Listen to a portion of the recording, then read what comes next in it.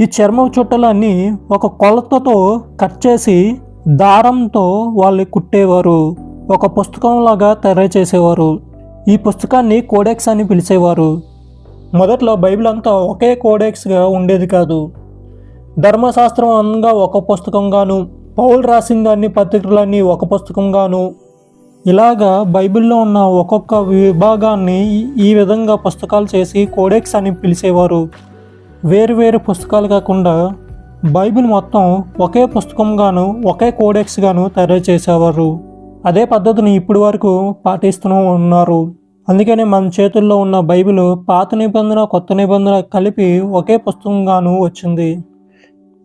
ఈ కోడెక్స్ అనేది ఎక్కువగా వాడుకలోకి ఎప్పుడు వచ్చిందంటే క్రీస్తు శకం 2వ శతాబ్దం నుంచి వాడుకలోకి వచ్చింది. ఎక్కువగా ముందు తరాలకి ఈ లేఖనాలు అందించాలనే ఉద్దేశంతో మన పితరులు ఎక్కువగా ఉపయోగించేవారు. మీరు స్క్రీన్ మీద చూసినట్లయితే హీబ్రూలో రాసిన పురాతనమైన రాతిపత్ర ఇది. మీరు ఒకసారి గమనించండి.